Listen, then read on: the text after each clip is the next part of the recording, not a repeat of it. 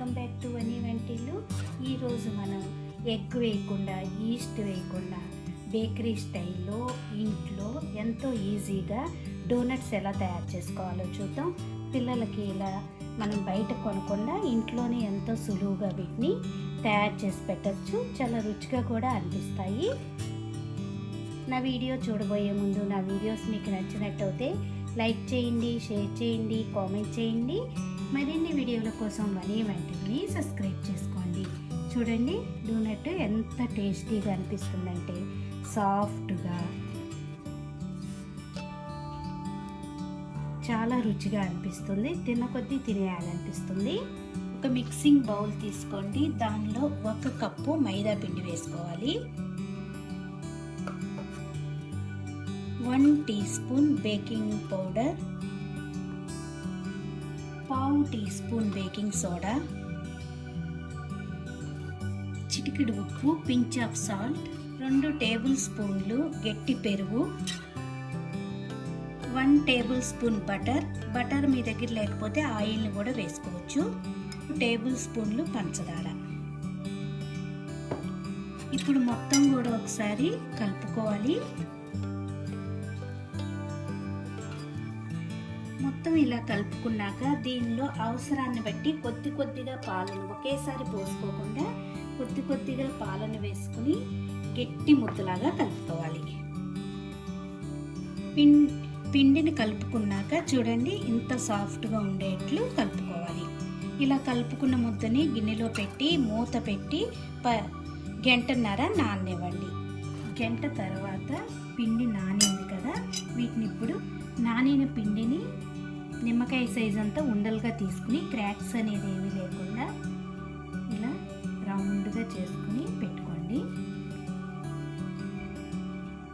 ఇప్పుడు ఒక్కొక్క ఉండని తీసుకుని ఒక బోర్డు లాంటిది తీసుకోండి. బోర్డు మీద 2 చేతులతో పాములాగా ఇట్లా పల్సగా ఒత్తుకోవాలి.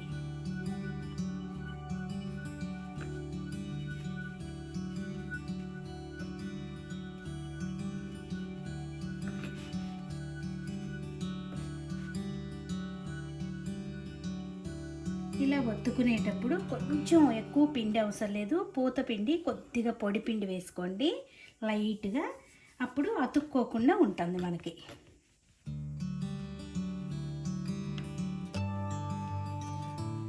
ఈ సైజులో తయారు చేసుకున్నాక, ఇలా పొడవుగా తయారు చేసుకున్నాక ఇలా క్రాస్ లాగా వేసుకోండి. ఇలా వేసుకున్నాక దీన్ని ఈ కింద నుంచి పైకి ఇలా అనుకోవాలి. ఇలా అనుకున్నాక ఇటు సైడ్ దాన్ని ఈ పైకి ఇలా మళ్ళీ ఇలా అనుకుని దీన్ని ఇలా టచ్ చేసుకోవాలి.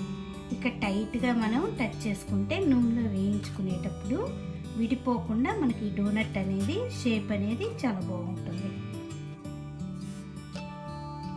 ఇలా తయారు చేసుకోవాలి.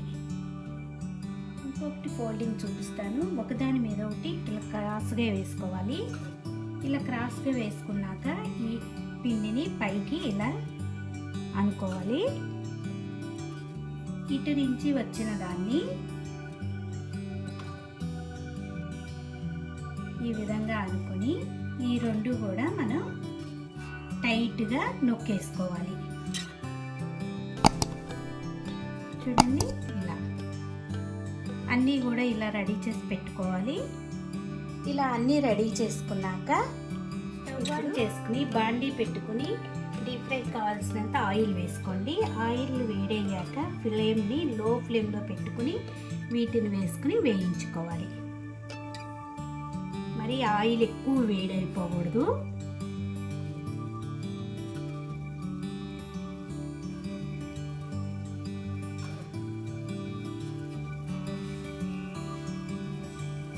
ఒకవైపు వేగాక రెండో వైపు తిప్పుకుందాం.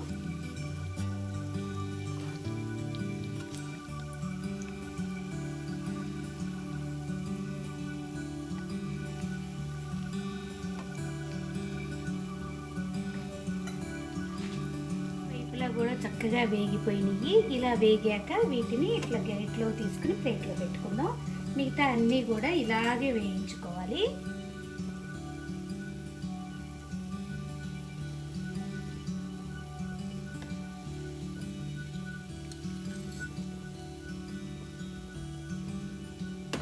ఇలా తీసుకున్న వాటి మీద కొద్దిగా పంచదార పొడిని చల్లుకుందాం.